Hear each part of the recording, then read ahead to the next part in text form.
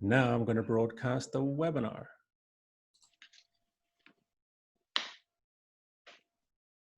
See if I can see participants coming in. Here we go.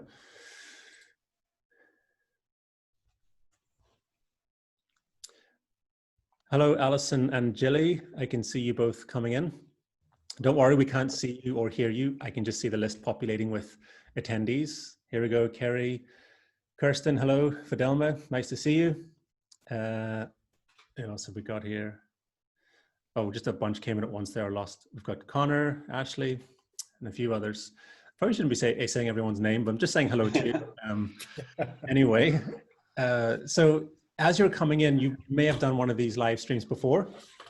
Chances are you know how they work, but just in case you don't, we aren't seeing your camera or your hearing your mic, so you're just watching us as we have a live and informal, candid chat. You can ask questions if you are on the Zoom. If you're actually on the webinar, you can use the Q&A section. So all you do is type in your question, we'll see it in the Q&A, and we'll start to ask questions from the participants about halfway through. So we'll have a bit of a chat for maybe the first 45 minutes, and then we'll start asking or answering the questions that have come in from our attendees.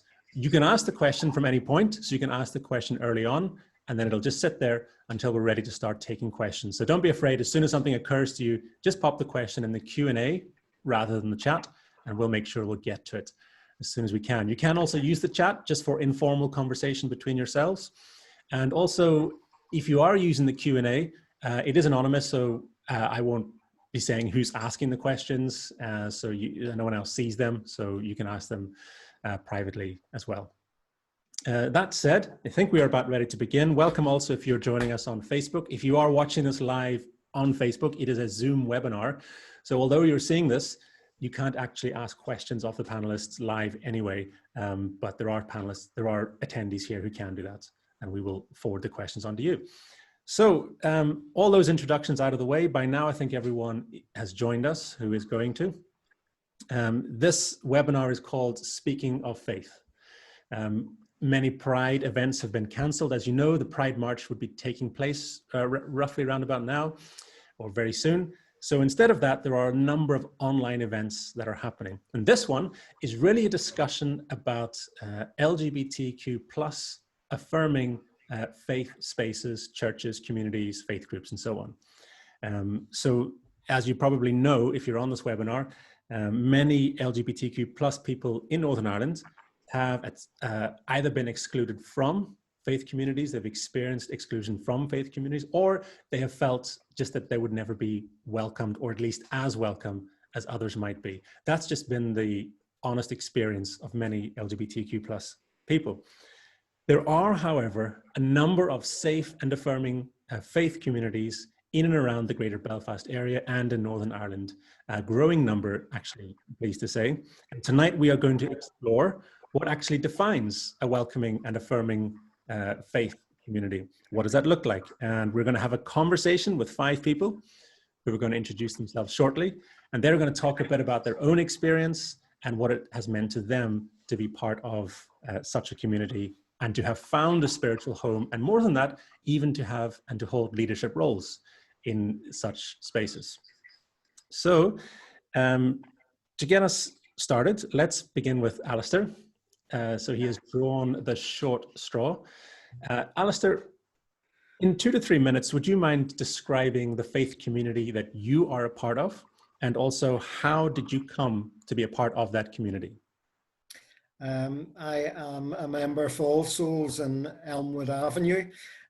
I also am the assistant minister in All Souls, a role which I never saw 10 years ago when I attended the Pride service in All Souls.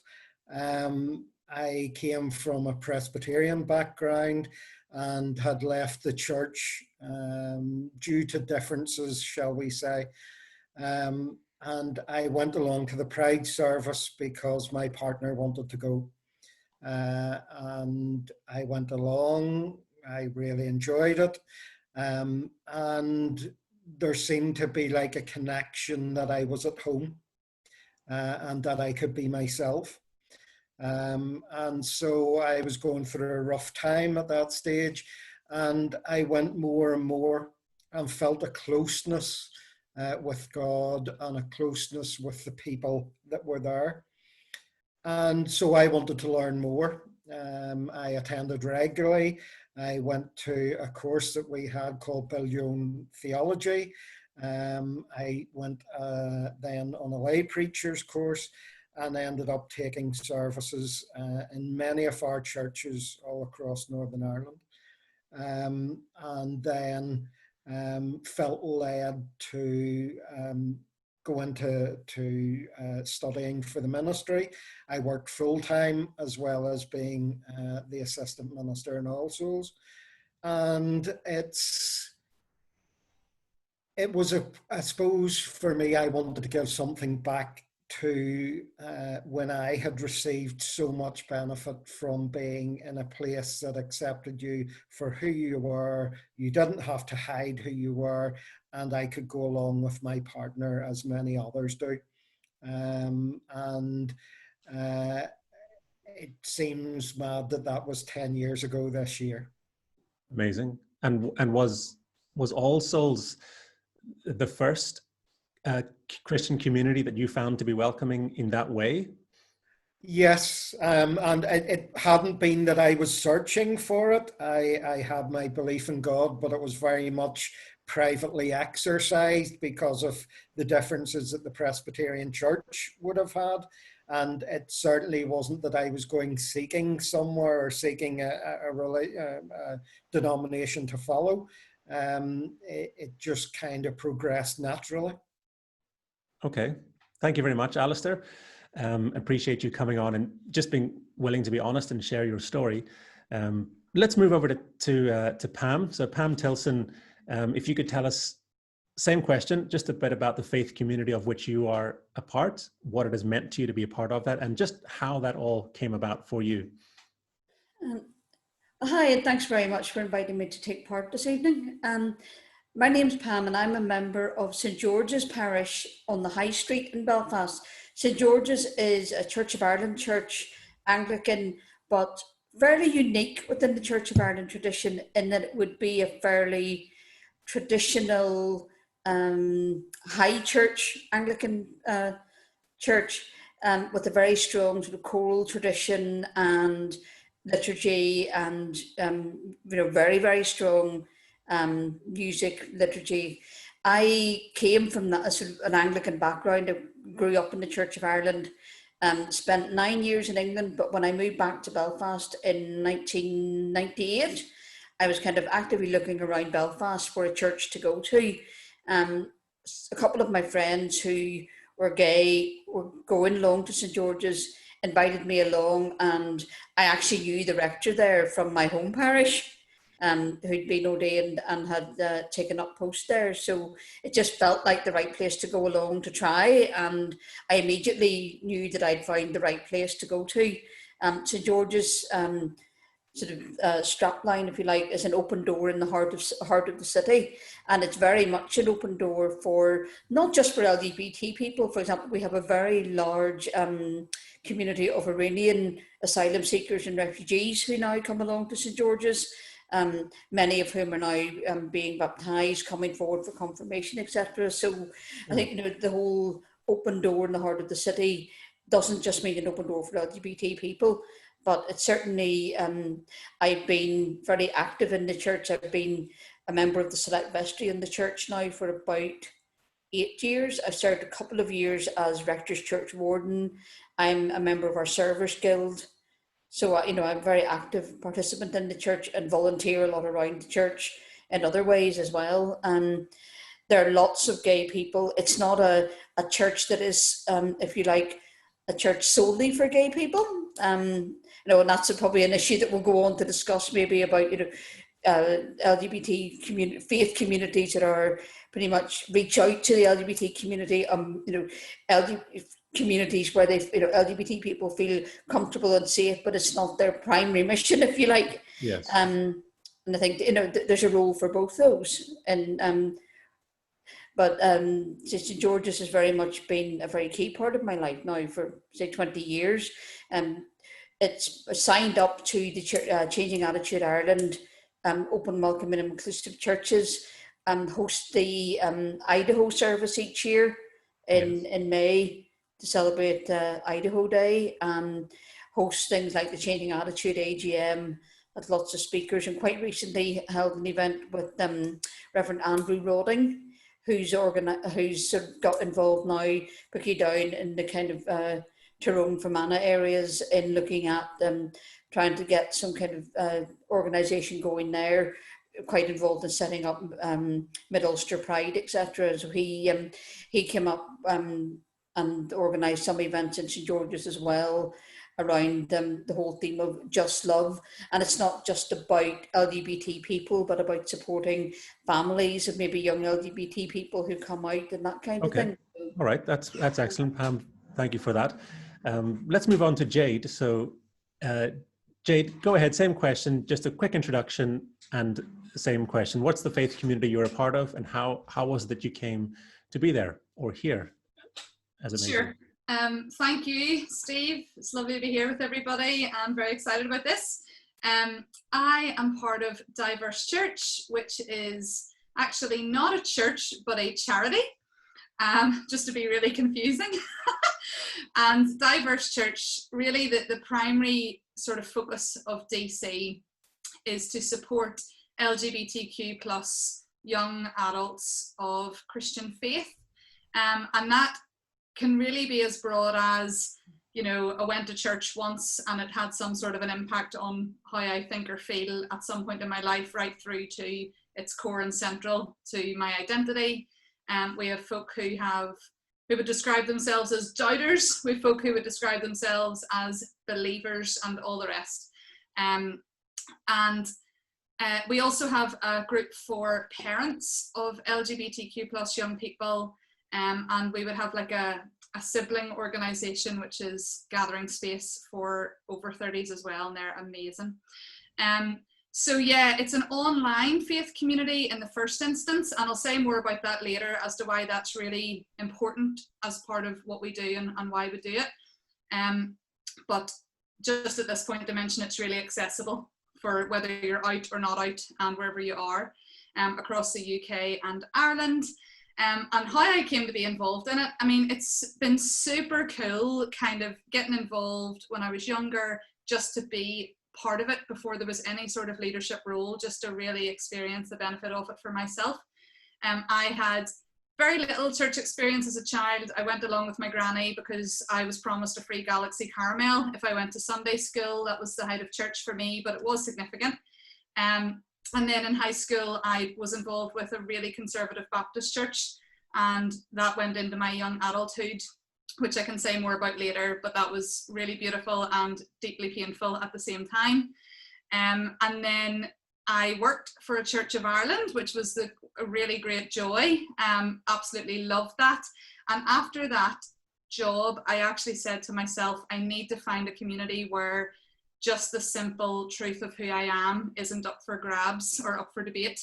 I need to find a place where I can just rest and be celebrated and celebrate my faith with my sexuality. So I was doing a lot of Googling and searching for kind of typing in things like LGBTQ Christian or whatever. And I found Diverse Church on Twitter. And then I also found Diverse Church Friends, the public group on Facebook, and found out a bit more about it there. And then that's when I got involved in the private group that people can't see. So that'll do for now. Fantastic. Thank you, Jade. And now just before we move on to Bev, and we rewind slightly back to you, Pam, a question popped in there just as you were talking. Just for those who don't know, what is Idaho Day that you mentioned? It's the International Day Against Homophobia and Transphobia, and it's due 17th of May each year. Okay. And so that's, as the name implies, a day that's observed globally? Yes, it is, yeah. And it's just a way of, I suppose, raising the issue exactly, of aggression. It's not specifically of religious connotations, but yes. St George's have always held a service there to yes. sort of mark it. And which is remarkable because it's not often acknowledged within faith communities, that particular day. It's more often than not acknowledged outside of them. So to see Idaho Day actually even acknowledged is good to see Yeah. in a faith community. So thanks for answering that, Pam. So as I said, we're on to Bev next. Bev Surgeoner, same question to you. Tell us a bit about Spectrum and how you came to be involved and what it's all about. Sure, thanks for the opportunity tonight. It's really exciting to be part of this, and I'm glad you asked that question about Idaho, because I was going to ask the same question. I've been part of Spectrum for about 3 years now, and Spectrum is a faith community for LGBT Christians who meet once a month in South Belfast, and it started about 3.5 years ago out of a vision really just to encourage Christians who are gay and are struggling with being in church or out of church, and wanted a supportive network, a supportive fellowship really for times of prayer and worship. I suppose I got involved because I grew up in the evangelical church, and I came out of church. Unlike most people's stories, I actually came out of church before I actually came out. So that was about 10 years ago, and I didn't really want to go back into church for a long time. But when I heard about Spectrum, I thought, well, maybe that's the place for me. And interestingly enough, my first night there, when they launched it about 3.5 years ago, there must have been about 100 people in the place, and I just sat at the back and listened, recognized a few faces, and thought, oh my goodness, why did I not come with someone? Why did I come on my own?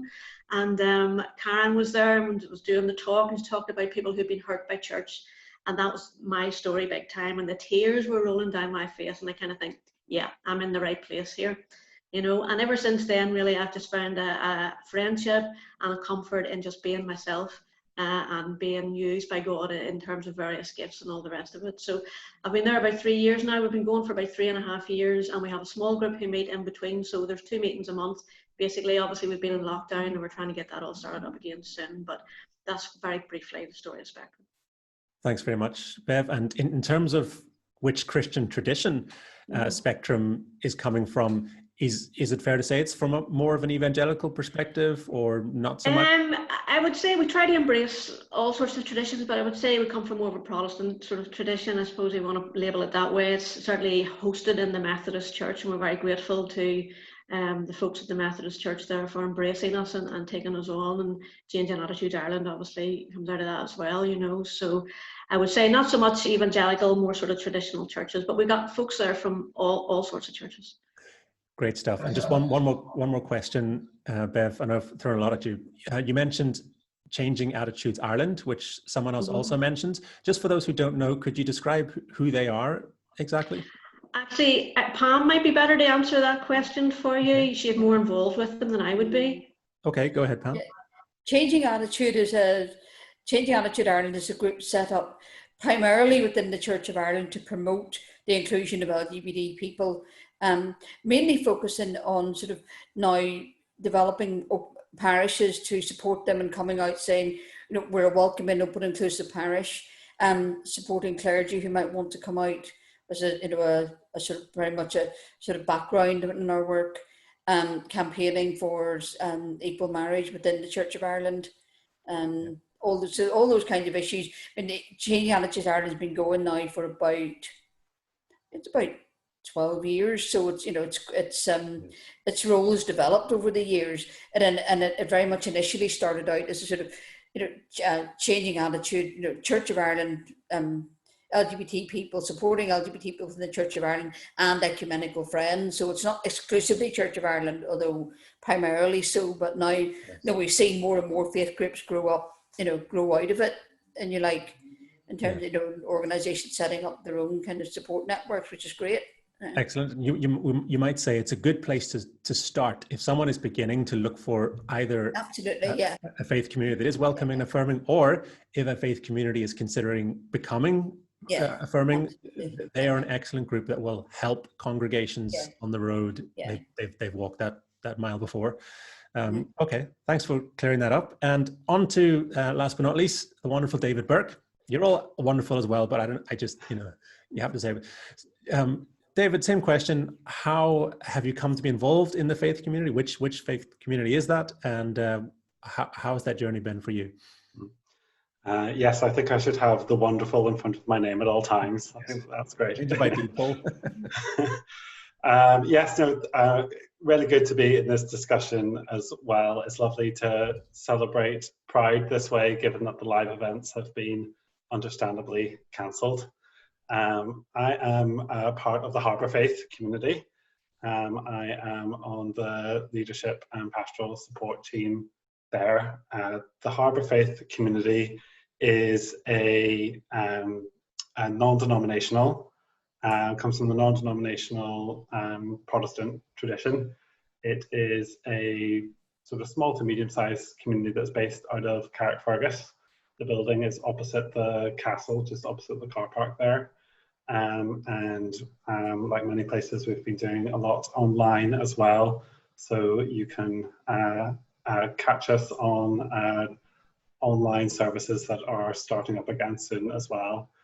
It's a community that has been there probably since the mid-90s, I think, and it has changed a lot over time. It's one of these places, like many places, that's been on a bit of a journey when it comes to inclusion in general, and LGBTQ plus inclusion in particular. It would describe itself as a progressive community, and what that means is allowing questions, really being a place that it's okay to ask questions about faith, to unpack it, to not have all the set answers, but be able to explore it all together in a very kind way, that you don't have to have all the answers to be there. And therefore, out of that and asking those questions, the community started asking questions around, gosh, you know, how can we be more inclusive? Why is it important to be more inclusive? And along that journey, a few years ago now, it made the commitment to be a genuinely inclusive space, similar to St. George's and All Souls that we've heard about already. So that's a little bit about Harbour. It has Sunday services. It also puts on seminars and is doing a lot more online stuff during the pandemic. I came to be involved, to answer that part of the question quickly, when I moved back to Belfast. So I lived in England for university and the first start of my working life. And then when I came back to Belfast, similar to Jade's experience, I've been in a lot of faith spaces where really lovely communities in many ways, and really lovely people and relationships that really mattered, really important spaces to me, but where I always had to feel that I had to be a bit of an advocate for myself as a gay guy, and that I had to always almost have a mission in a place to tell my story, to defend myself in a way. And it was through word of mouth that I found out about a place where I could just be myself and relax and find community and all those things that matter about church. I think we're going to talk about a bit later. And then just got roped in to do more and more while I was there, nefariously over time, to the point of now being on the leadership team, which has been great. It was nefarious, you're right. Well, thank you all for sharing that.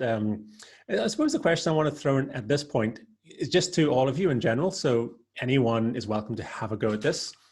And the question is basically, why is it important to you to be part of a faith community at all? So for all of you in particular, you aren't just part of faith communities, you have active leadership roles, you're involved heavily in those communities, you're invested.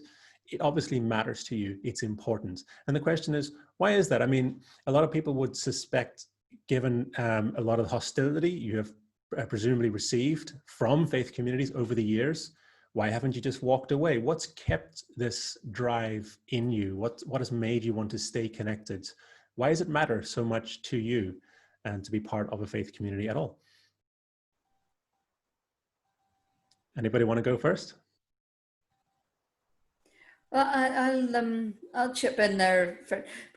For me, you know, I wanted to get involved in a faith community, but it had, you know, a faith community where I felt comfortable. And St. George's, as soon as I walked in, just felt like my spiritual home. You know, it wasn't that I was actively looking for somewhere that was LGBT friendly, although because I had a couple of gay friends who went there, I knew that being gay there wasn't going to be an issue. But for me, I guess I'd moved back to Belfast, having been in England for 9 years, and I was looking for a church, and I was brought up in the Anglican tradition, and I was determined that, I was going to find a church where I was going to be accepted, and it wasn't going to be, I didn't want to leave my own tradition, if you like. Yes. Yes. It's very much part of my my background, and I was brought up, say, as an Anglican, and I was never going to move away from the Church of Ireland. Yes. So it was very important for me to find a church that suited my tradition and my background in my church as well. That's important to say, Pam, because sometimes people might have the impression that, just find a faith community that's affirming, never mind what kind or tradition it is, just be thankful they're affirming at all, which is completely wrong. I mean, LGBTQ plus people are Protestant, are Catholic, are Anglican, are Methodist. Exactly. They ought to have as much of a diverse options of church expressions as anyone else. And so that's really important to say. Okay, thanks for that. Anyone else want to chip in on why this matters so much to them? Yeah, for me, I mean, gosh, you must shut me up here, Steve, because community is honestly one of the most beautiful parts of being human to me. Being within community, committing to each other, seeing the needs of each other and responding, encouragement that comes from that, food, sharing, all of it, it is just so important. And one of my really favorite parts of scripture is that kind of all things in common, early church stuff. I just love that. I love immersing myself in that. My favorite times in church, as you well know, because something really beautiful about this group is I've benefited from all of you and all of your communities. But in Harbour, one of my favorite things that happens sometimes is someone just brings, I don't know, cheese, or brings coffee, or brings whatever, and just share it, spontaneously. Yeah. So for me, there's something really, really important about, a bit like that saying, it takes a village to raise a child. It's really important to have people who think differently, who feel differently, but who are for each other. That is like crucial to human existence, to thriving, to development, to a positive sense of self and self-efficacy and all that stuff. So I think the benefits of community for me far outweigh the struggles that can come with community. Okay. So I'll leave it there. So even struggles in your case, and for others on this panel, that are around their actual sexuality or their gender, and I mean those are quite profound struggles that you have to deal with in addition to the normal struggles of community that others may have to deal with. You're right about that, Steve. Actually, it's worth really naming. Those struggles can have deeply profound impacts. We know that mental health rates of struggle have so much to do with how people are treated, and often by their immediate, so whether it's their family or their church community, the places they should feel the safest. Suicide and suicidal ideation are huge. So I certainly wouldn't be recommending staying in a place that is cutting to the core of who you are. And I had to make a call after years. I mean, I really loved the church community that I was involved with. Had dinners with people every Sunday, and it was all just lovely. But really, it was cutting to the core of my sense of self, and that's when I had to make a call on it. So I agree. I think the benefits of community, as long as your existence isn't up for debate. Yeah. Okay. Anybody else want to chip in on that question? Yeah. So the question of why a faith community matters to me at all. So for me, I love my faith, and ever since being a kid, I found elements of the Christian faith incredibly inspiring. The idea of being loved regardless, of everyone being loved regardless, of the last being first, of wouldn't it be great if we had a world where everyone was cared for. And honestly, I think it goes to the core of Christianity, where everyone is included, which is relevant to what we're talking about tonight. And I just remember growing up and going through different churches that weren't particularly affirming at times, and feeling that question of, is this something to leave for a while or to stick with? And I completely agree with what Jade is saying, that sometimes the best thing to do is to take a step back, and sometimes that can be the most Christian and get you potentially stronger in your faith for a time, totally. But for me, I always had this stubborn feeling of, regardless of my experience of certain churches, there's something in this faith that is just incredibly inspiring and earth-shaking, and just this incredible love that comes out of certain elements within Christianity and within other religions as well. But finding a place where you can enjoy that and talk to people about the elements of life that are to do with faith and spirituality in a place where you feel accepted, but just in general, and find other people that find that inspiring too, who you can talk through about with things, is just wonderful. And that's one of the things I love about it in community rather than just privately.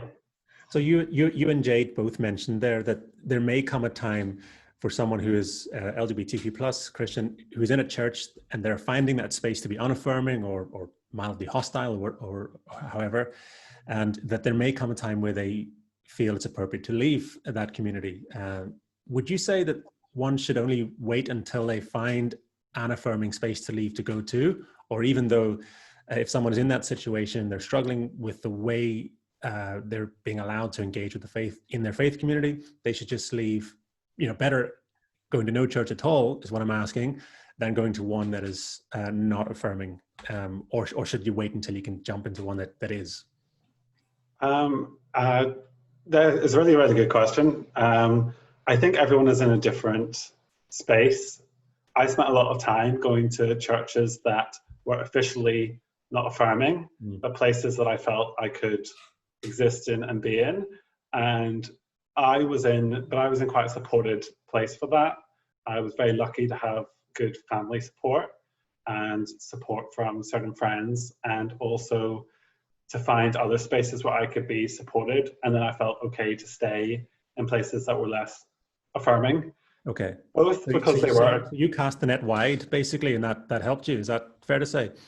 Yeah, I think it's important to have, from my personal experience, important to have some form of support. I think being an isolated individual, where, as Jade said, sometimes your very existence feels invalidated. I have some friends who are trans, where I think that's particularly an issue, where you're in a space where your very gender identity just isn't accepted. And to be isolated in that space without support from somewhere can be really damaging. However, for some people that their community matters and they have enough support, and there is advantage to people being in places that aren't affirming to bring things on. Like, if everyone leaves, then who remains? And that's a tough thing. I think the most important thing is to look after yourself. Okay. And people should never ever feel obliged to remain in a place that doesn't affirm them. But for some people, they kind of want the challenge, and that's great as well. Okay. I think Jade raised a very valid point there. I have come across a number of people who have really been badly hurt by churches. They stayed in that place, and it really hasn't helped their mental health, their self-worth, how they feel about themselves, being able to be open and honest with people. And it really has surprised me that as a Christian, you should be showing love to each other. And yet these churches are going out and really being very nasty and vicious towards people, including, I've heard in some cases, where a gay person is maybe employed within a church setting and they're asked to leave that church because they're openly LGBT. And that has caused immense hurt through many different people. And I'm sure that the panel will have come across many people at times that will take quite a considerable period of time to undo, if it's ever undone. So I'm not quite sure whether sticking in there for the sake of it is the appropriate way to be for a person. I think, as David says, it's down to each individual how they feel. But certainly in lockdown, we've seen there's many different ways in which to worship, either personally or as a community. So the idea of staying there just because I'm not sure it does longer term gain in mental health. Okay. Yeah, if I could just follow that up and say, in Spectrum, one of the key components is that we make space for people to tell their stories when they're ready to tell their stories, and whatever that is. And we've heard some horrendous stories, to be honest, in terms of how people have been treated in church, whether it's because of their sexuality or their gender, and that's been heartbreaking to hear. And I think two things. I think we need to be very careful about saying that people just come out of the church. I don't think that's an easy move for anybody to do, and I think you need to be on very solid ground to be able to do that. And as David said, have the support around you to be able to do that. Sometimes it's the right move. It certainly was for me, because I knew I wasn't in a safe place to come out. But I had support from other people in order to do that. But it's a really horrendous, scary thing to have to do, is come out of your church that you've been brought up with your whole life, and come out of your tradition that you kind of think loves you and supports you, and then all of a sudden, you know, rightly, that's not going to be there for you, you know. So yeah. I think we need to balance that out in terms of saying, yes, if you're unsafe and it's damaging you, you need to come out of that, but you need to come out of that in a safe way, and to have people around you, your Peter, James and John, you know, your group who are going to support you in doing that, you know. So that's why it's so encouraging to see everybody in this tonight, because we can now signpost people to so many different places. We can, yes. And just hold that thought, Bev, because I want to come back to you on that as well. But for the attendees, I can see a few people are coming and going on the attendees group. Just to let you know, if you're watching this as a Zoom webinar attendee, there are about 20 of you who are participating now, currently. Another load are watching live on Facebook. If you have a question, please put it in the Q&A section. You should see a Q&A section somewhere on your interface. If you pop it in there, I'll see it and we'll get to the question shortly. You also have an option, you'll notice, to raise your hand. And I can see one or two people currently have their hand raised in the attendees list. If I see your hand raised, I'm gonna have to ask you to go to the back of the class. No, I'm only joking. If I see your hand raised, it means that you'd like to join us, and I can actually switch on your video and your mic, and you can pop in if you have a question you'd like to discuss as part of the panel. So if you've got your hand up and you'd rather not jump in, then you need to put your hand down and if it's just for a question, stick it in the Q&A and we'll get to it there. But if you would like to have a chat, or you want to come on and just chat through your video, you can do that too. Put your hand up and then we can come to you that way. So just a little technical thing there. Anyway, back to you, Bev. You were talking about being able to signpost different communities. Are you aware, just while we're on that, and maybe others, of other communities in and around the greater Belfast area that we could just at this point give a quick shout out to and signpost, that you think they would be comfortable being signposted? I think the participants tonight are sort of in the Belfast area, greater Belfast area, in terms of All Souls and St George's, even Harbour, your greater Belfast, we'll call you that, even though you're Carrickfergus. You know, there's Redeemer Central, you know, is accepting and welcoming as well. So there are a few others out there, yeah. Okay. I have two more to mention. Go ahead.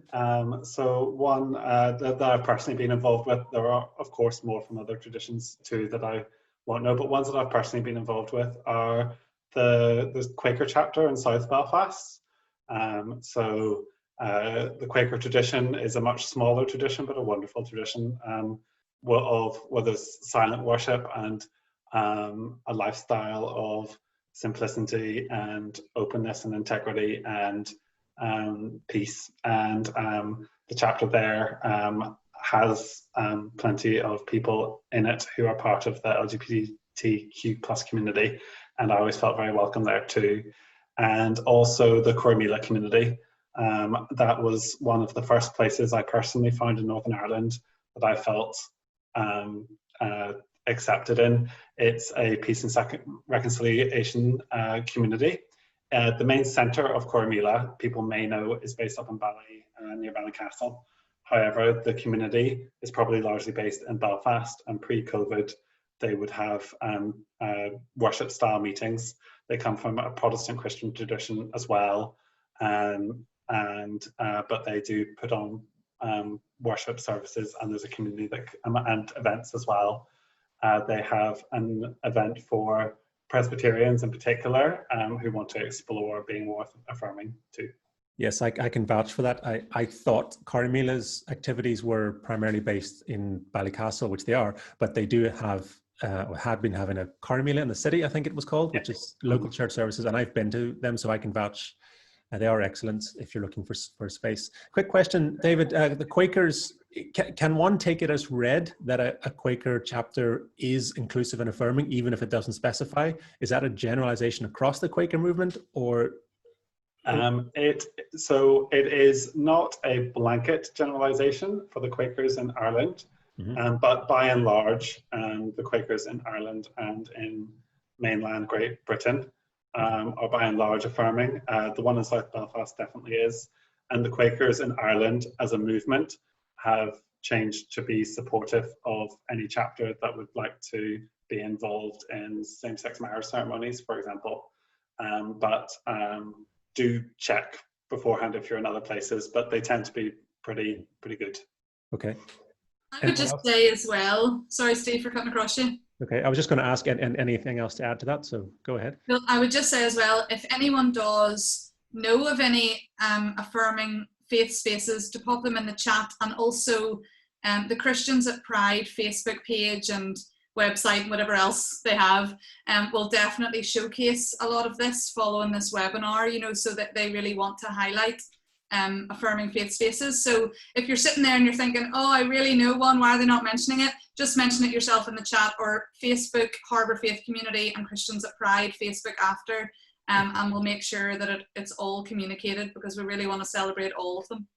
Exactly. And I mean, moving further afield, immediately comes to mind is Church Without Walls, based out of the Velveteen Rabbit Cafe. What a wonderful name for a cafe. They're keep an eye out for them on Facebook. They're a very open and welcome, inclusive space. They're St. Gall's in Bangor, I want to say. Again, that's further afield as well. And there are a number of other places. So we won't have them all here, but there are more than probably you realize if you're watching this and you think you're alone and you think there are no faith spaces that be welcoming to you because you're LGBTQ+.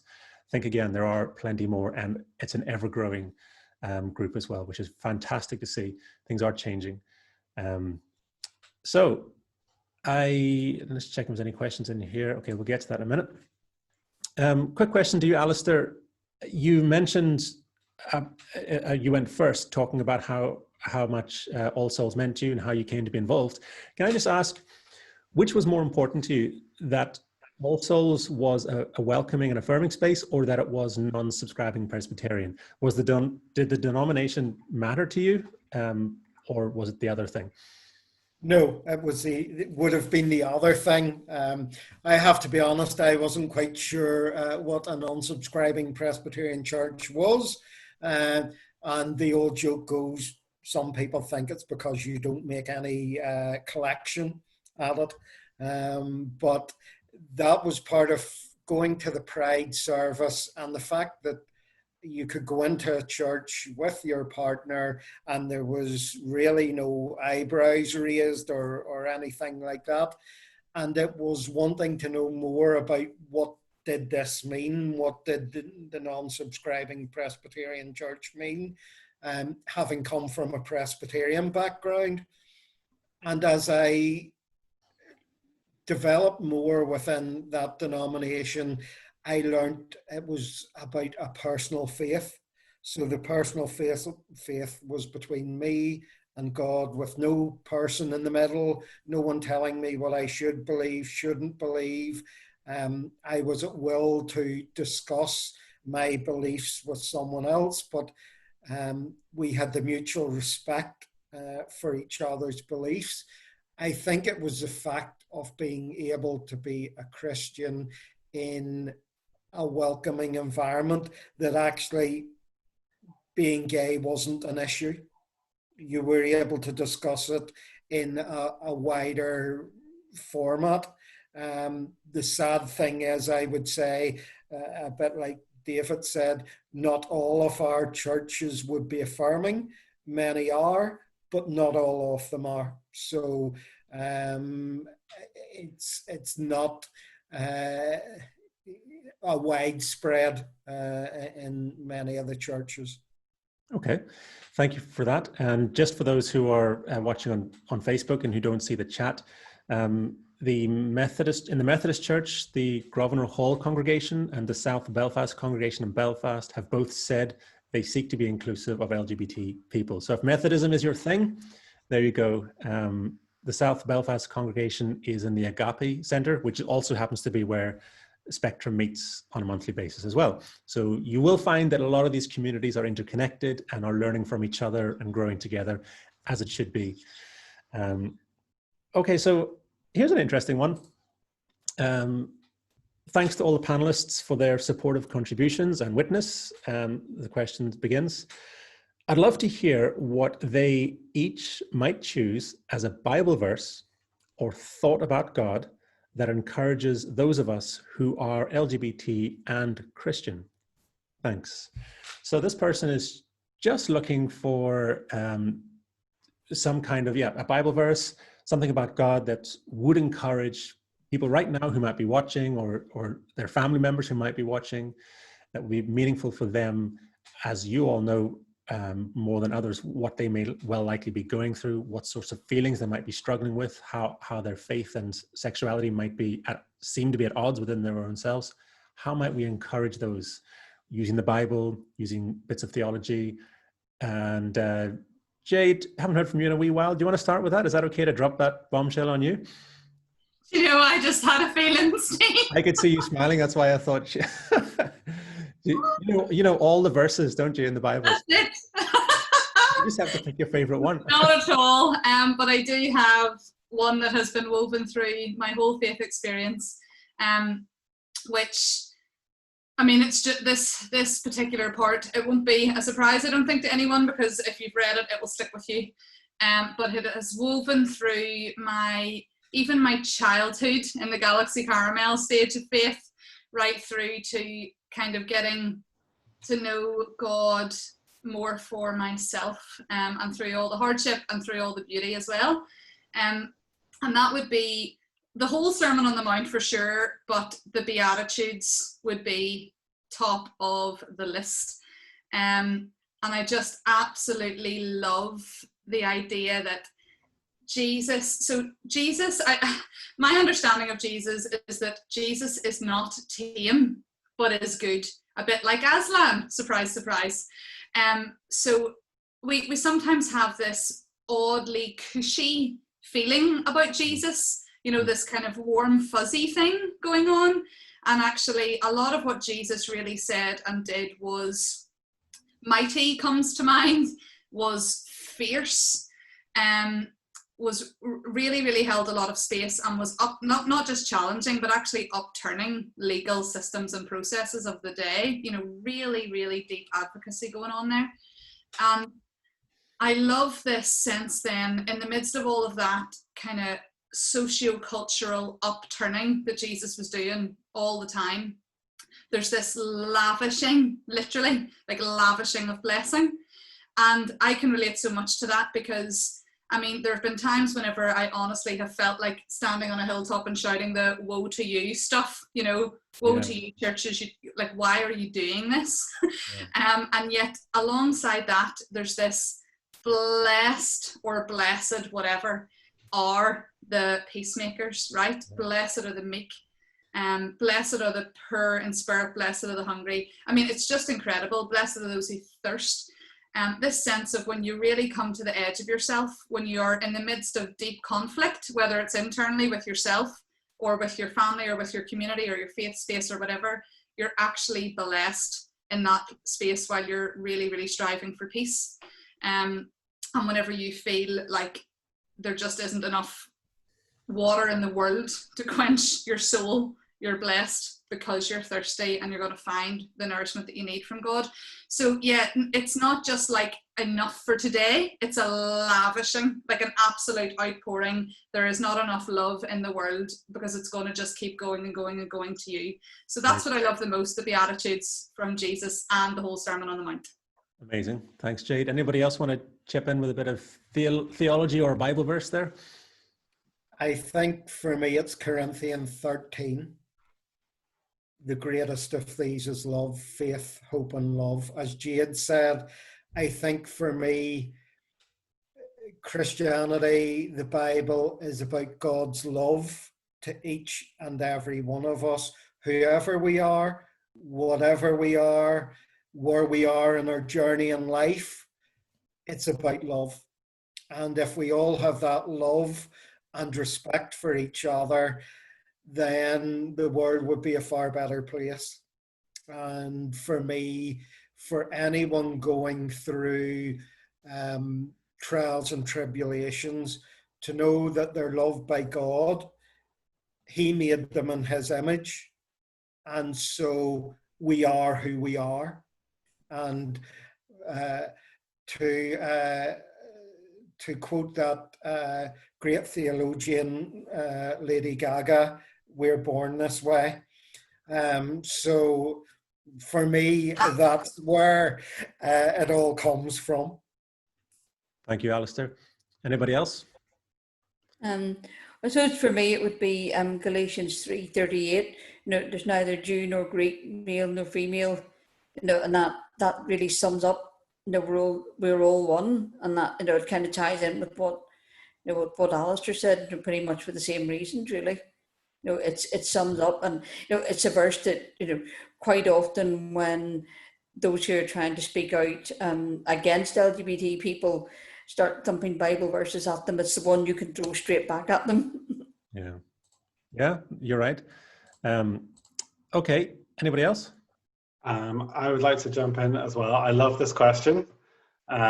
This is, I remember I used to really not particularly enjoy engaging with theology when I assumed that things only said things one way. And now I absolutely love it and absolutely love getting into the nitty-gritty of it. For this, I would pick a verse that has a variation of this, has been a computer password of mine for a long time, which is probably telling you all too much information. Easy. But Hosea 2:23, where the organization 223 gets its name from, which is, you're trying to think about it right now. He has shown you what is good? No, it is those who, if you're Bridget, it's those who were called not my people, or I will call my people. Right, and it's this kind of arc of that idea crops up again and again, and you see it loads in Jesus's interactions with people. So I would recommend reading those, like Jesus when he meets a woman who has a bleeding disorder, Jesus when he meets the woman at the well, a Samaritan, a Roman centurion, a tax collector. All those stories just subvert the expectation of what is the right thing to do. I was always told the right thing to do growing up is to follow particular religious observances, to follow particular rules. And a lot of church felt like that, like this is the code you follow, this is how you become part of the club. And that's a large part of what faith is. Whereas if you actually go back to the Bible stories, especially Jesus meeting people, he massively subverts that, because at the time, what was the religious appropriate thing to do? The observant thing to do is to separate yourself from other people, to not bring uncleanliness, whereas Jesus constantly allows people to touch, which is something that I'm sure we'll miss very much in the middle of the pandemic. But that idea of touching, of embracing, of saying those who were called not my people are my people, and maybe that's one of the main messages of the gospel, which is very exciting. Amazing. Great question. I love all those verses that tell us that God knew us before we were born, when we were shaped in our mother's womb. Yeah. And he loved us then, and he knows the number of hairs that are on our head. Really? God knows us that intimately before we were even born, and I think it's reading that, knowing that, but actually accepting that, that we are beloved, we are loved more than measure. And I think it's one thing to read that or to see that, it's another thing to actually accept that, and I think when you really fully accept that, then you fully accept yourself, and then you accept yourself in Christ, so those verses are all very special. I'll not quote them because I can't remember them. Amazing. Thanks, Bev. We seem to have lost Pam. Not sure what happened, but hopefully she'll be able to, or maybe just I've lost her, but she's disappeared anyway. Hopefully she'll reconnect soon. Yeah, for me, I've loved listening to what you guys have just said. You know, it goes back to Genesis, the very beginning, when we get this great story of the creation and the creation of humans.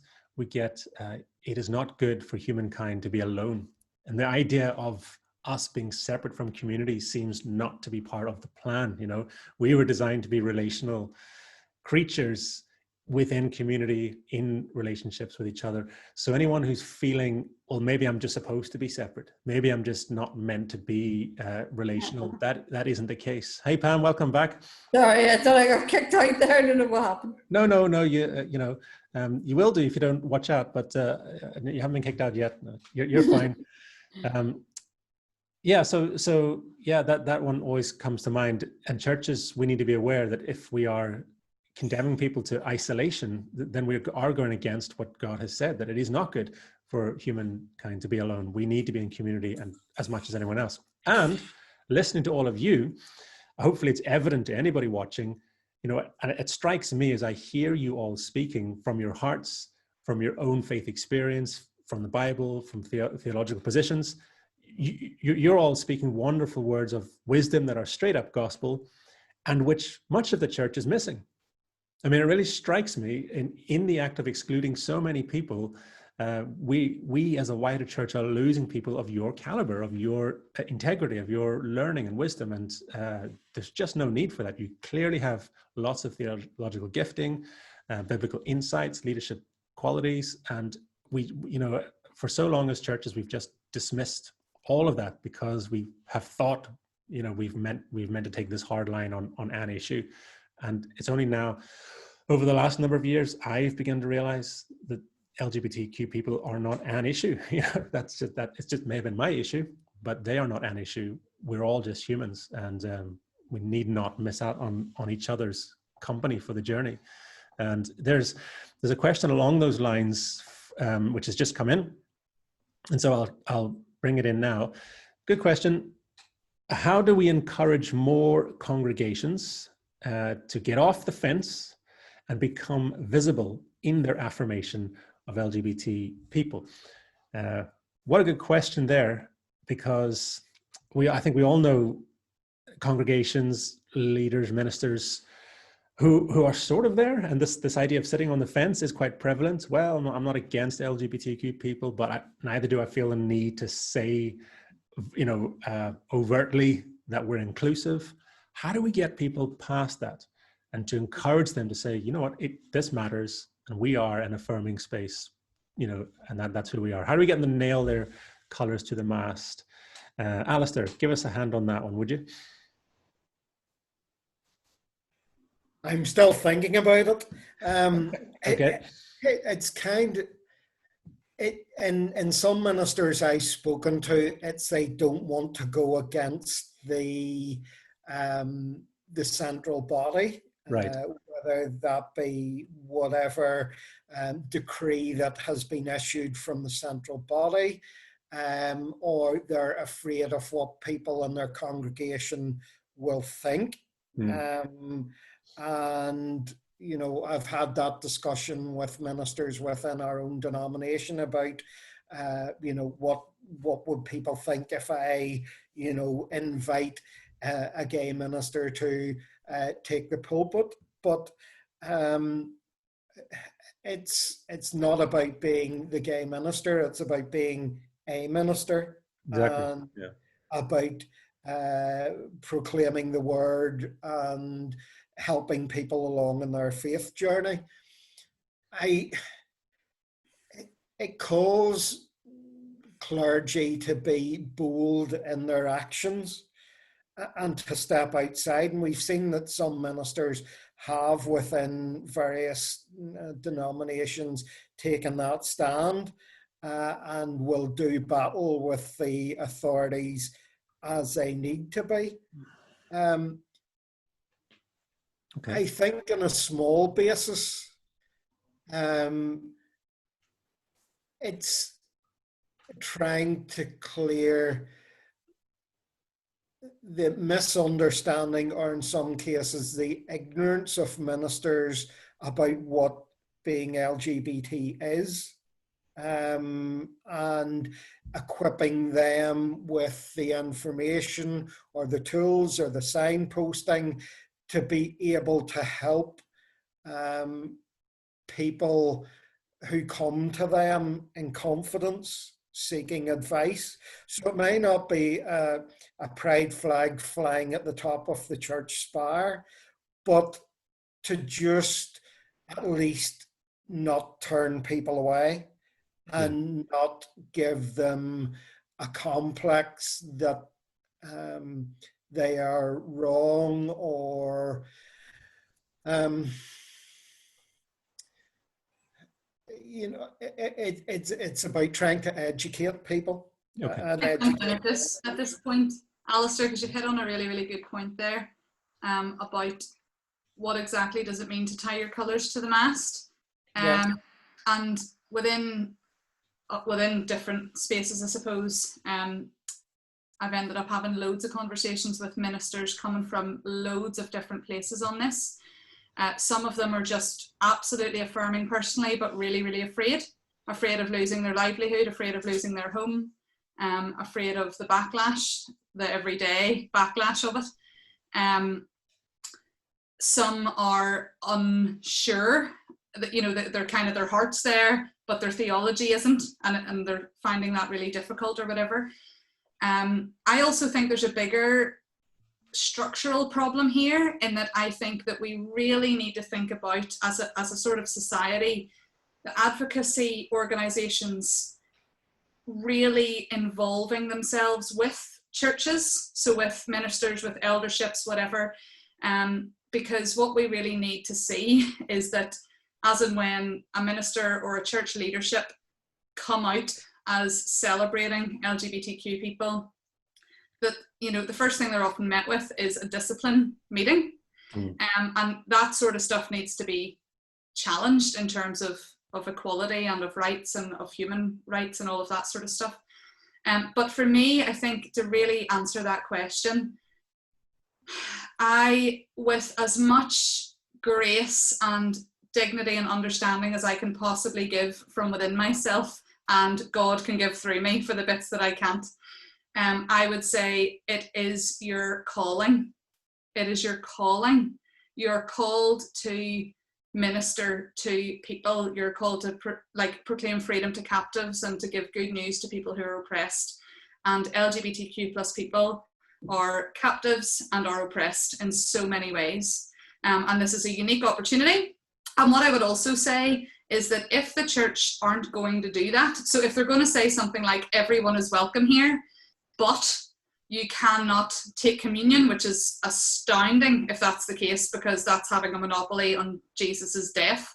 But if they're going to say, you know, you're welcome here, but you can't lead Sunday school, or you can't give out the coffee, or you can't be a leader, or you can't be ordained, then it's really important that they tie those colours to the mast as well, so that LGBTQ people are under no illusion that, you know, they're not going to feel like I'm investing my whole self in this space only to have it ripped apart when I'm open about who I am.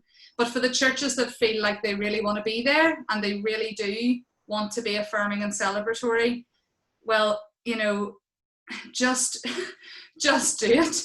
And there will be support, there will be organisations that will absolutely rally around you and offer the support that you need in order to be able to do that. But it really is your calling to do that.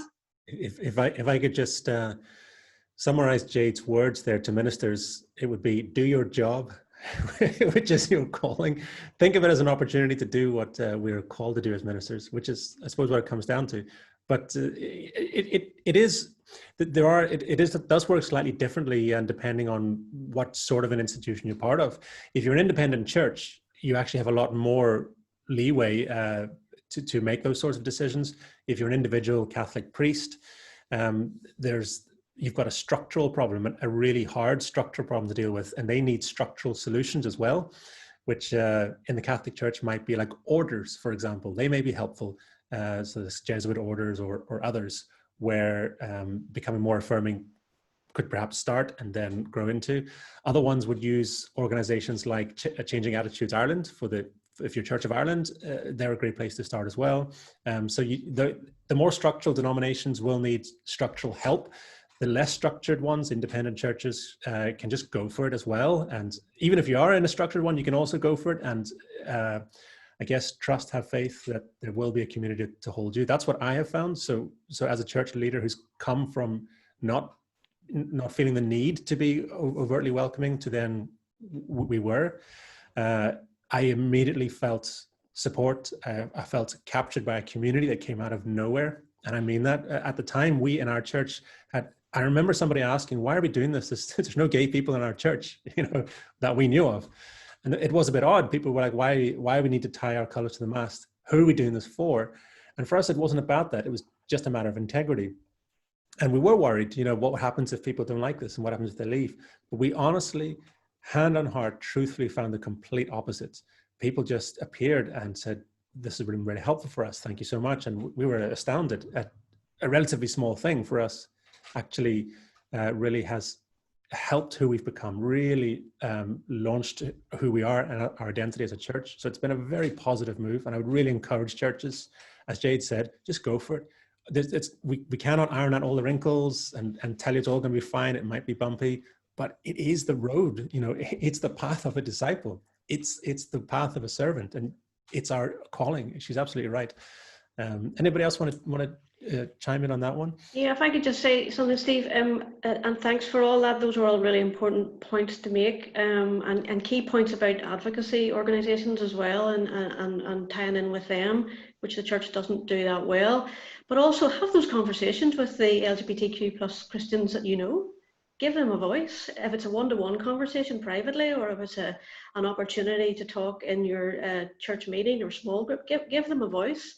Those conversations are happening all over the country, in different churches in small ways, and they need to continue to happen as well. But hear people's stories and break down the myths, because there are a lot of myths out there about what an LGBTQ plus Christian is. I've had those conversations with friends, and they sincerely love me but disagree with me, and those are the conversations we need to have, because there are many churches and individual Christians out there who think there's a sin issue here, and we need to have that conversation with them and break that down with them. And it's really important to do that. And I absolutely agree. It's your job, it's your calling. Get on with it. Jesus didn't come for the poor except LGBT Christians, except the LGBT community. He came for everybody, but have those difficult conversations with those, whether it's a one-to-one or a small group basis, with those LGBT Christians that that's vital.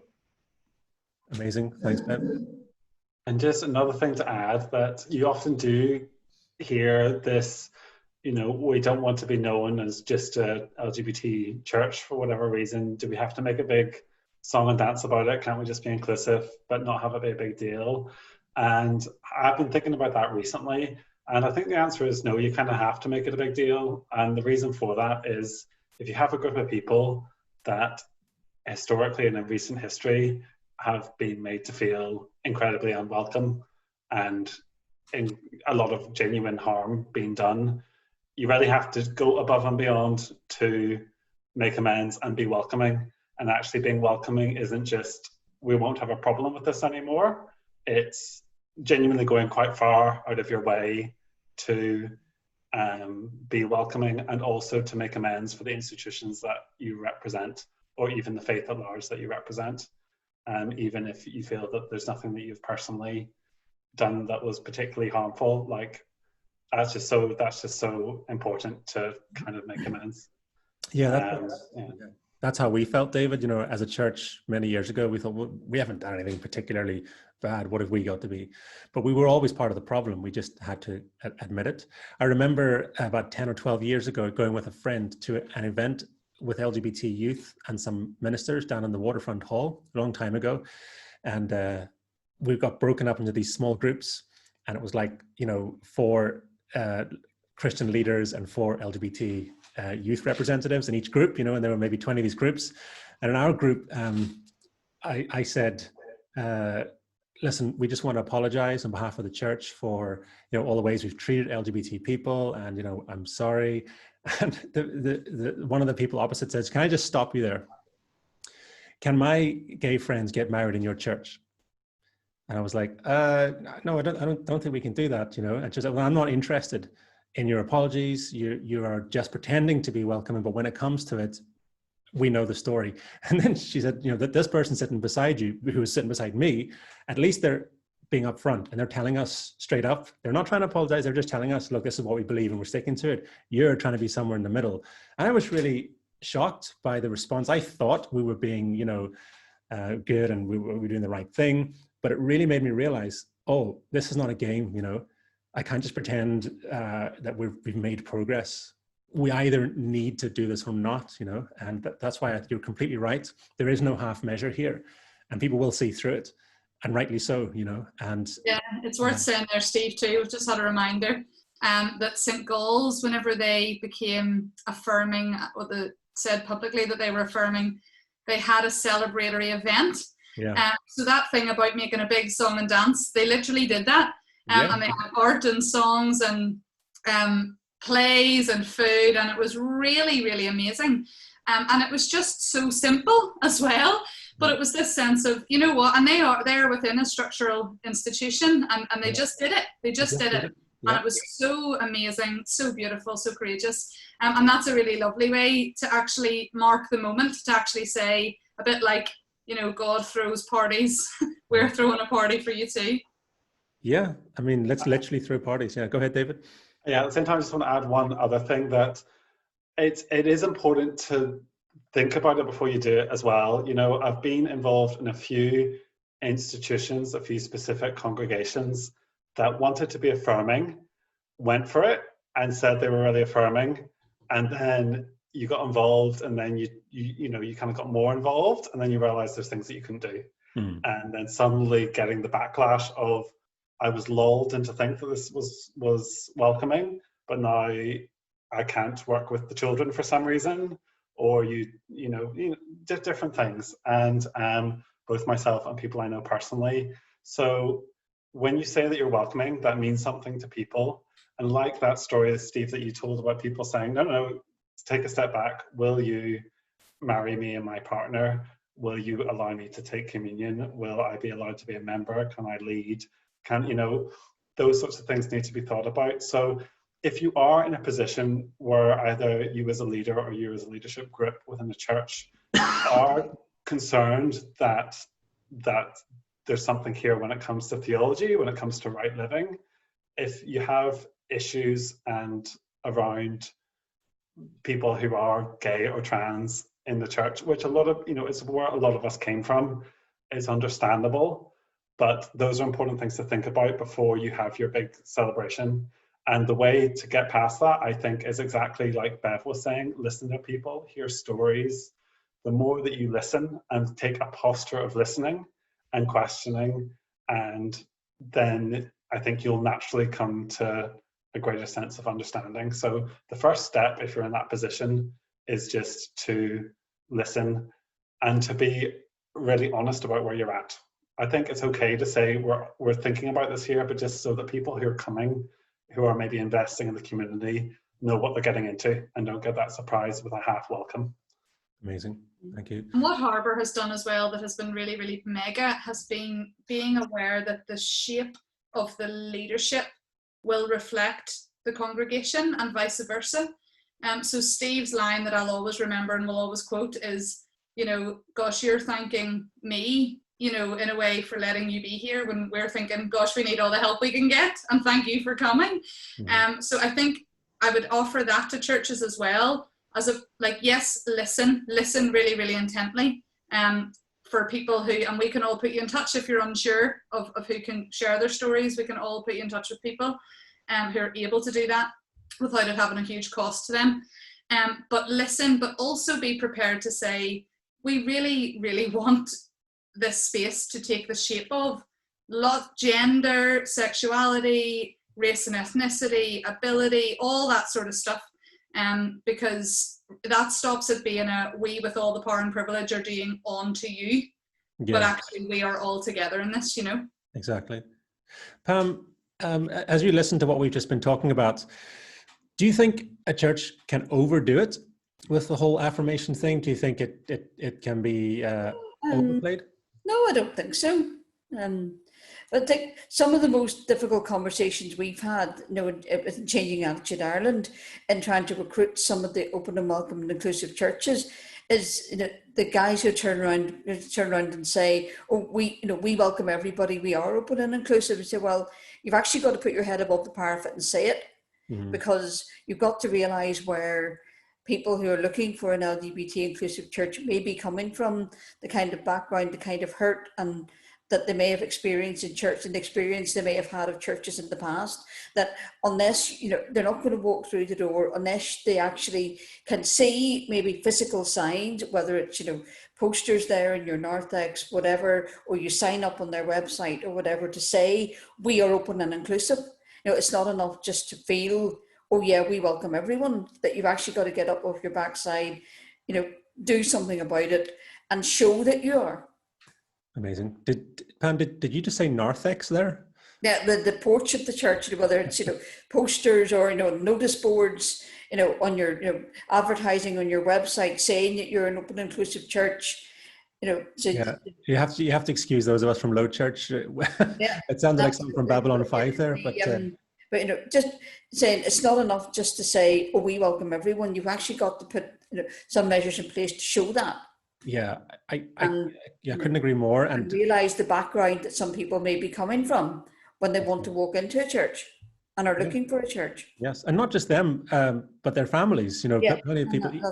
That's also, we say, it's a welcoming and inclusive church will be a comfortable space for LGBT people, but it's also going to be a comfortable space for parents whose children have come out, all that kind of thing as well, for families. Yeah. And also a space where allies can be supported to say, how can I, as someone who wants to support the LGBT community, get involved? How can I help make my own church inclusive? Yes. If you're not a gay person. Yes. And I've been very lucky in St. George's to have lots of straight allies who have gone way and above and beyond in terms of trying to create the open and inclusive church. Okay. I can remember very specifically a time when I was asked, I served on the Committee on Sexuality in the context of Christian belief in the Church of Ireland a couple of years ago, and as part of that we had different listening events in different dioceses throughout the Church of Ireland, and I was asked to speak at the event here in Connor Diocese, speak at an event in Ballymena, and the number of straight allies from my church who knew that I was quite nervous about doing that, not knowing what kind of reception I was going to walk into in front of maybe a couple of hundred people in the church hall in Ballymena one evening. The number of straight allies who turned up, including, I remember, a friend who'd broken his leg about 2 days before and hobbled into the hall determined to be there to support me. And that's the kind of church that I felt, that's the kind of support you need from straight allies as well. Okay, thanks, Pam. Go ahead there, Alistair. I think Pam raised a very important point, or something that certainly I've seen an awful lot of, is the parents of LGBT people coming and looking support or understanding or hearing stories because of how they have been treated by various churches because their child has come out as gay or lesbian or transgender. And that has been, I've seen an awful lot more of that in recent times, where people have been involved in a lifetime with the church, and because their child has come out, they're basically shunned. And certainly that's been very prevalent, as I say, and I just wonder, has that happened within your faith communities as well? Go ahead there, Jade.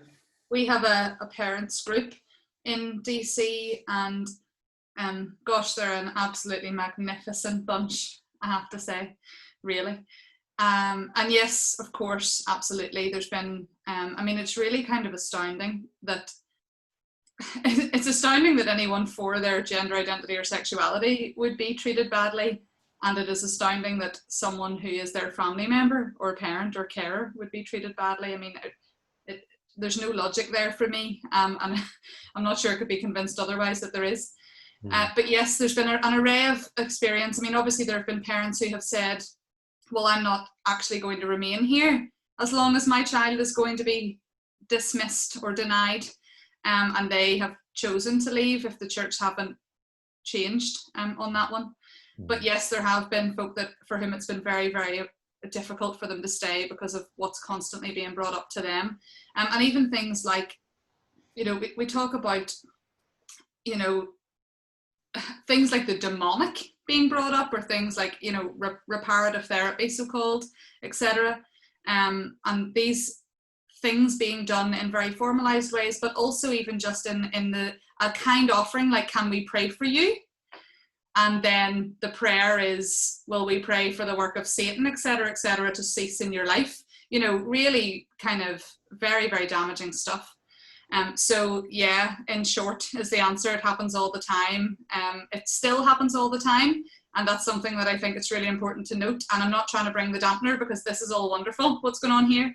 But it really does happen all the time, that in the guise, and maybe people even believe in some way that they're kind of being supportive or whatever, that's my gracious note. But that this is being offered as sort of quasi support, but it's actually really deeply painful and deeply damaging. Yeah. And it's hard to overstate how deeply damaging it is. I mean, I speak to people regularly who tell me about this thing that happened 20 years ago, and they're talking about it like it happened yesterday. And I'm going, wow, that has, I mean, talk about trauma. And that's what's happening. People are being traumatized. And I mean, I know we spent a lot of time on this question, and we are heading towards an end, but it's a really good question, because I think potentially lots of faith communities could be closer than we realize to just becoming more overtly welcoming and affirming. And how we get them there is really going to be crucial, or how we'll be part of helping. And if you're listening or watching this and you aren't a minister or a leader, but you do attend a church, and your church, as far as you're concerned, or as far as you're aware, hasn't made a clear statement that it is welcoming or affirming, one thing you could consider doing is just asking the question of your leadership. Why aren't we? Why aren't we saying that we're affirming? Because I have spoken to a number of ministers who have said, I personally am affirming, but I don't think my congregation would get behind it. So the silence from the congregation makes lots of ministers and leaders assume that they're anti, or that they wouldn't be on board with the church becoming affirming. Therefore, you have a voice. If you are part of a congregation, you can lead from the grassroots. The more and more people and families that ministers talk to who are saying, come on, let's be affirming, the more likely they are to find a way to do it, you know, and the structures will all of a sudden become there. So if you're a part of a faith community, ask the question and keep asking it and keep pushing it. And let's help leaders and ministers know that the people they are serving want this to happen, and how can we do this together? And I think that could really help. What do you guys think? Nods I'll take as a yes. Sorry, can I just say that I think the church has a very difficult job to do here, and I think there are stages that it can move along in, and it may not go from anti-gay to completely affirming in a short period of time, but and other writers have said this as well, in a sense that the church will move from anti-gay to we don't want you, you're going to hell, to you're welcome, come in and sit and listen, and God will change it, to well, we'll accept you, you can come in and you can listen, but you must be celibate. And you can't be in a relationship. And we think you're going to heaven, but we're not quite sure. We're still working on our theology. To the completely affirming, where come in, you and your partner, your family are welcome. Use your gifts. How can you serve the church? How can you serve God?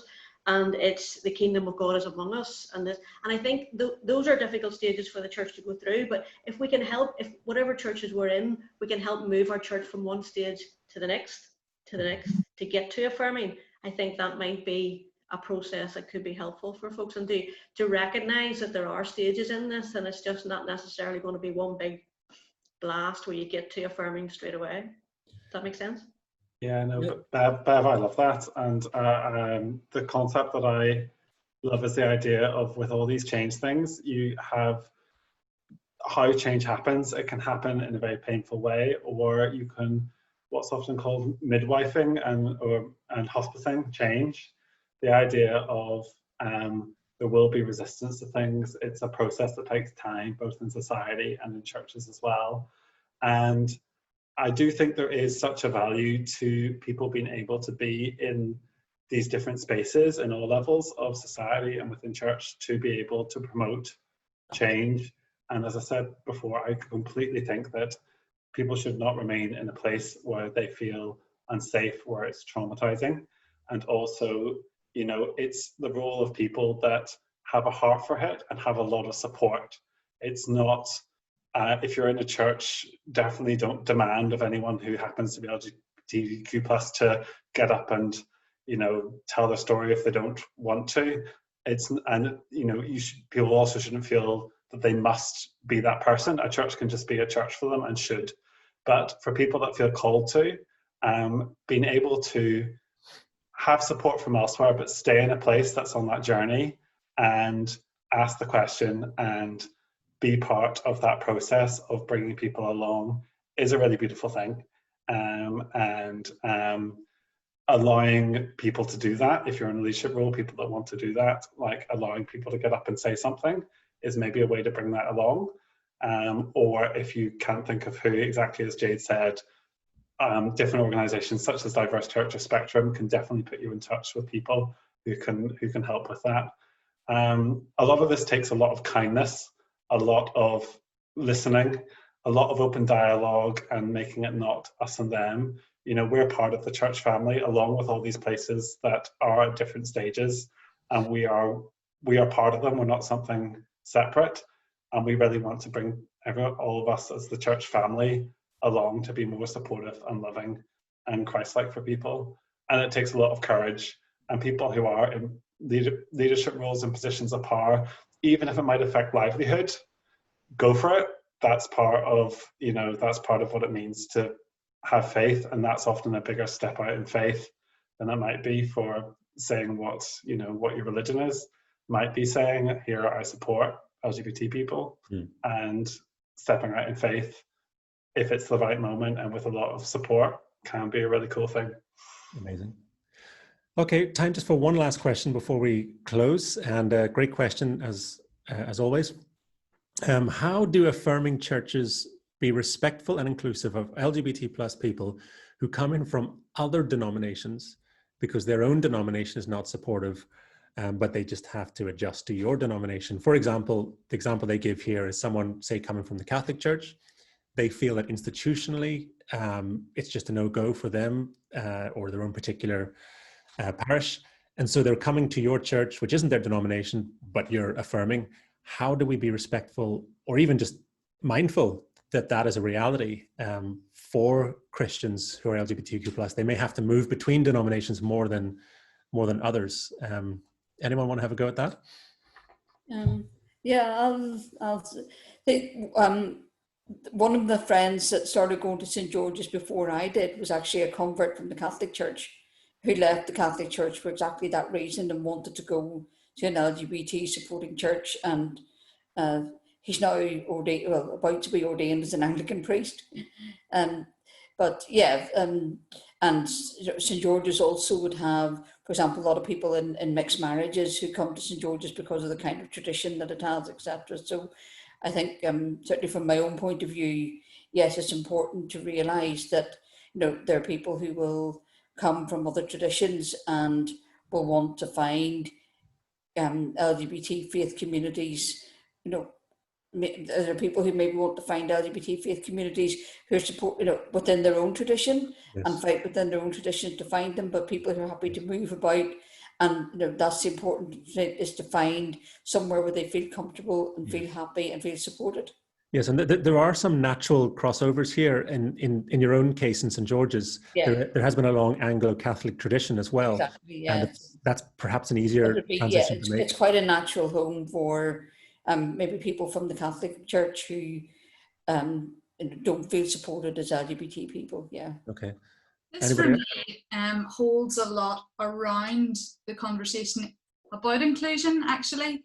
And this is not to say that traditions should dilute and no longer be the tradition that they are. That's definitely not what I'm saying.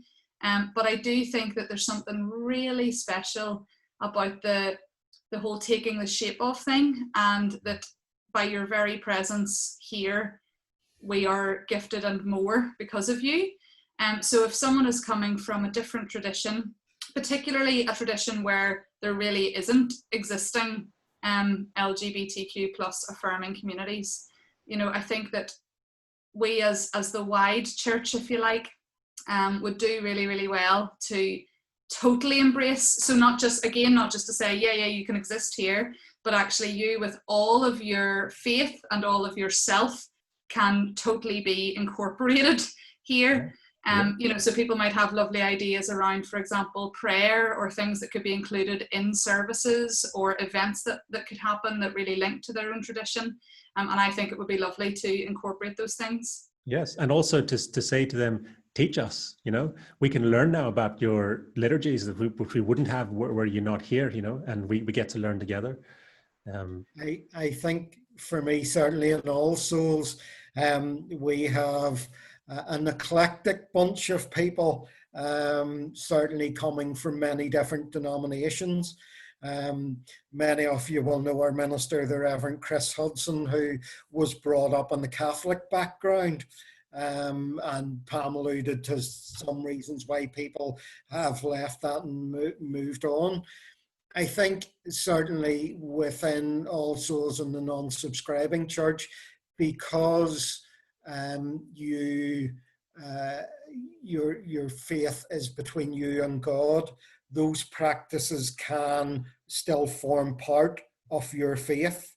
Yeah. We're not there to eradicate them or brainwash them, because your faith is personal to you, and how you exercise that faith is very different. And I can remember two instances, I suppose, which spring to mind. You wouldn't get very many Presbyterian churches that you'd find a candle lighting in. But when it comes to Mother's Day or Father's Day, I always light a candle in remembrance of those mothers and fathers who are no longer with us. And I remember someone saying to me that they had been really moved by that symbolism. It's not something they'd ever seen in the church before, but it actually moved them. And I think the other part for me was a number of years ago at the Pride service, we introduced an open communion. And the amount of people who were visibly moved by that experience, and people who said they had never taken communion in church or because they felt they wouldn't be allowed, or they weren't allowed to take communion, and the communion table was open to all. And those are just two instances where we've taken from other traditions or come up with those ideas that really enhance worship and allow people to be moved in their own particular way. Okay, thanks, Alistair. I suppose it's a really good point, because as faith communities become more open and inclusive and affirming, we need to bear in mind that those communities are likely to be taking on refugees, you know, people who are coming from different denominations and expressions, and be ready to be less precious about your own particular stream and willing to change and learn from and adapt. And actually everyone becomes richer for it. So you are, and that's a good practice anyway, you know, for any church to realize that their own tradition isn't the be all and end all, that there is a wide variety of Christian tradition out there. The practice of becoming LGBT affirming will remind your church of that, because you'll need to deal with it for these very reasons, which is a good and healthy thing, as we've been hearing. Anyone want to say anything lastly on that point before we come to a close? Okay, well, it's been as always a wonderful conversation. I don't know why we haven't been doing these for years. These are brilliant. If you've been listening, you've tuned in, thank you for being with us. Hopefully, whether you're LGBTQ plus yourself or your family or your family members who are, and you think that the church is a no-go area for you, hopefully you've seen that that's not the case, that there are faith groups represented here, the other ones we've mentioned. Also, if you are part of a church that hasn't yet become clear in its affirmation and inclusion of LGBTQ plus people, hopefully you can see that there is a route forward. There are organizations that can support and help congregations through that, like Changing Attitudes Ireland and others. Let's work together. We need each other now more than ever. And it is good to be together. It's not good for us to be alone. That's what Genesis tells us. And it's a good and robust and healthy journey to be on. And may we all be blessed and encouraged and supported as we help each other through it.